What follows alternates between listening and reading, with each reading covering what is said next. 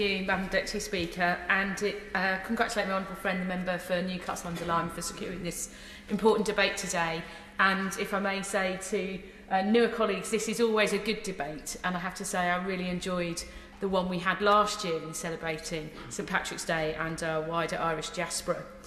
As a Member of Parliament for Luton South and South Bedfordshire, I'm always very pleased to recognise and celebrate the strong and proud Irish community in my constituency. And Luton is a diverse and vibrant town made up of individuals with global ties from around the world, and the Irish connection that many hold is an intrinsic part of that social fabric. From supporting the economic growth of our town, working in Luton's manufacturing industry and building homes, churches and schools, to their contribution to arts and culture, the Irish diaspora in Luton have contributed an immense amount and continue to do so today. The post-World War II boom created a huge period of regeneration and building in the UK. Irish immigrants came in their thousands to work on motorway construction and in manufacturing jobs, and Luton was no exception to this trend. And from 1951 to 1961, the Irish population in Luton more than tripled, from 2,000 to more than 7,000. And this was primarily due to increased economic opportunity in the town, with Vauxhall Motors expanding in the 1950s and creating thousands more jobs, at one stage becoming the single largest employer in the town and employing 22,000 people across Luton and Dunstable by the 1960s. And if I may just take this opportunity to thank all the workers at Vauxhall in Luton, as the final vehicles come off production this week due to the sad closure of the plant. There were further job opportunities across Luton at Electrolux, manufacturing household appliances, and at Skefco, a ball bearing manufacturer. And our Irish population are a core part of our workforce and play a key role in workplace trade unions. And I pay tribute to the local trade union representatives in my constituency who are of Irish descent and continue to advocate for fair pay and working conditions today.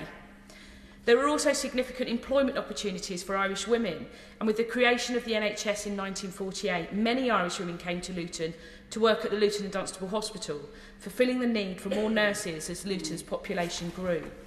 Indeed, the recently released Irish Times bestseller, Irish Nurses in the NHS, an Oral History, features the stories of three women from our local Irish community, Betty Halfpenny and Rosanna Anderson, who came to the UK to be nurses, and Rosalind Burke, a radiographer who worked at the L&D Hospital for over 50 years.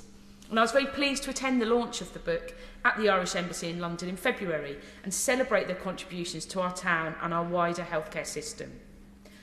As the Luton Irish community grew, so did their lasting mark on our town's landscape, social scene and culture.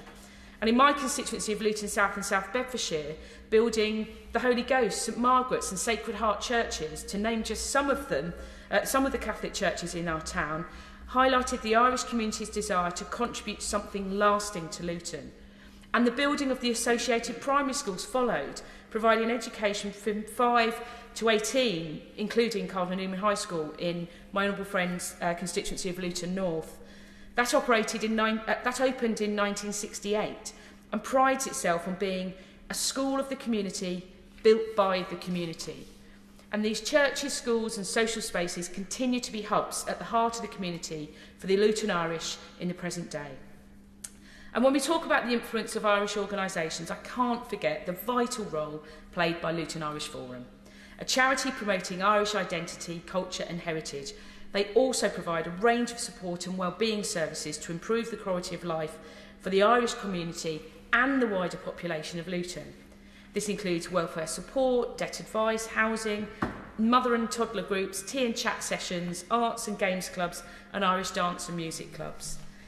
And Luton Irish Forum also recognised the economic contribution of our Irish community, and in November held their first successful Irish business brunch, bringing together current and long-standing Irish businesses, supporters and other local connections to highlight the opportunities for businesses within the Luton Irish Forum and their extended network.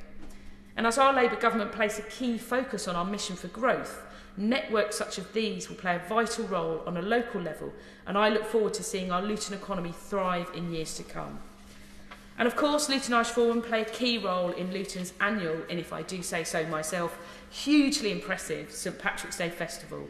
And I was delighted and enjoyed myself thoroughly when I joined the 26th annual celebration earlier this month. And it was an amazing parade with flags from every county of the Emerald Isle proudly on display.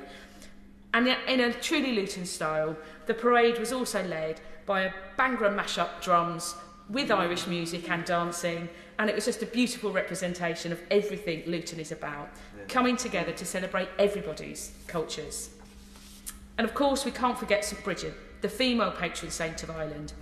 And in Luton, we celebrate her annually too, with Luton Irish Forum holding an afternoon tea and celebrating the Irish women in our community.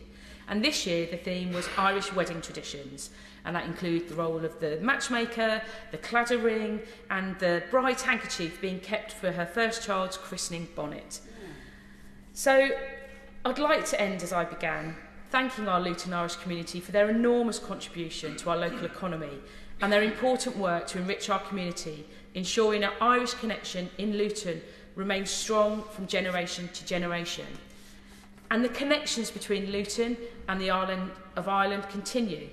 And while before it may well have been the ferry, nowadays it's London Luton Airport that provides the main transport link that allows the enduring connection to remain strong, so that, you know, tying our first, second, third and even fourth generation Irish Lutonians back to Dublin, Cork, Knockall, Kerry and indeed Belfast, to name a few, and allowing those family ties and cultural influences to transcend the distance.